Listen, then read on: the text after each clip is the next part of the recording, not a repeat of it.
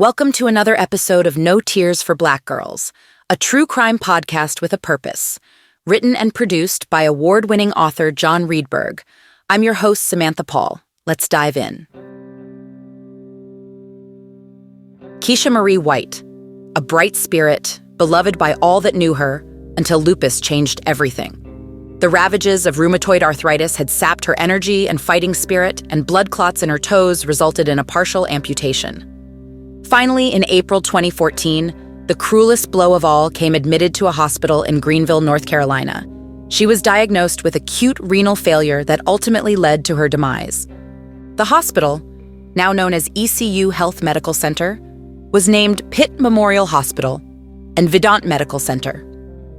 Various media outlets attempted to contact the hospital for comment, but have yet to receive a response. Amidst their grief, Keisha's family members have questioned the circumstances of her death, while in the care of a facility they had admitted her to multiple times before. It's alleged that medical personnel failed to uphold their Hippocratic Oath for Keisha's health. Although Keisha was struggling for her life at Vidant Medical Center, her condition worsened.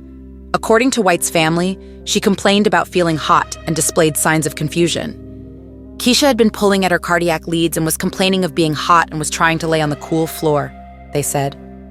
Medical staff then restrained her after pulling out her catheter. Yet the exact events of that day remain unknown. Avens declared the restraints were employed for peaceful reasons. She'd exhibited signs of confusion and restlessness, all because of a lack of oxygen. The cannula at her nostrils had proven ineffectual as she continued to complain of difficulty breathing. But while White slumbered, her condition deteriorated. To make matters worse, those caring for her failed to alert the nurse practitioner or doctor that her health was declining. Even more disturbing, someone had silenced the monitor measuring her vitals, leaving White strapped to a bed as she suffered a heart attack. Avens clarified no one rechecked the oxygen levels, and prescribed O2 wasn't administered until after 2 a.m. Her mother revealed the cause of death: anoxic brain injury, a consequence of oxygen deprivation, and cardiac arrest. A tragedy indeed. A code was called at the hospital at 5:51 a.m. on May 10, 2014. Keisha's oxygen was low, only 62%, recorded hours before 2 a.m. The nurse did not provide treatment or check her vitals until the end of her shift at 7 a.m. Keisha's aunt is resolute in her belief that the hospital bears responsibility for her death and justice has not been served.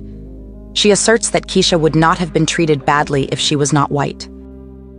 The nurse, entrusted with the task of rendering aid, chose instead to place Keisha in restraints out of agitation from her responses to hypoxia, confusion, restlessness, and difficulty breathing.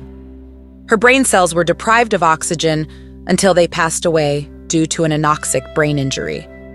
The nurse on duty that fateful night ignored the outcry of her colleagues and refused to provide oxygen to Keisha White. To make matters worse, the nurse disregarded instructions from the monitoring department and neglected to place her on life-saving monitors.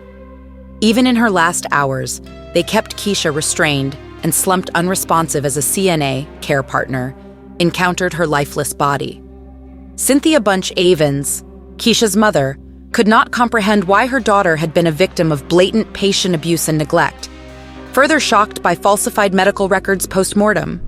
In an attempt for retribution, Bevins took the hospital to court, yet instead of justice being served, they offered a financial settlement that left her disheartened. Despite health complications derailing Keisha's education early on, she had attended Halifax County Public Schools and studied cosmetology at Halifax Community College. 30 days after Keisha Marie White perished in a North Carolina hospital, her mother, Cynthia Bunch Avens, received an unexpected visit. 3 solemn representatives from the medical center delivered details on how the machines monitoring Keisha had stopped responding, sending up a red flag of patient abuse and neglect. "My husband was in the meeting," recalls Avens in an emotional Reddit video, "but he never told me what they said." Was it now clear that this was no accident? Was there something more sinister at play? Furtive alterations to medical records only added fuel to the fire. What was behind these terrible deaths befalling Black women under medical care? Studies prove that Black women face multiple roadblocks when seeking proper medical care. It matters not their wealth or social station. Serena Williams, tennis luminary and world-renowned champion, nearly died during childbirth in 2017 from a pulmonary embolism due to her healthcare provider's negligence. Her recollection of the incident: "No one was listening to what I was saying. And then, in the hospital room with my parents and in-laws, I felt like I was dying. All I could think was, I'm dying, I'm dying. Oh my God." Bias still endangers the lives of patients of color today, leading to misdiagnosis and discounted symptoms. Only a few medical centers have implemented training in differentiating implicit bias, a knell for those unable to access such courses and treatments. Love us? Leave us a positive review or rating. Follow No Tears for Black Girls on social media and No Tears for BG on Twitter. Be blessed, be loved, stay safe.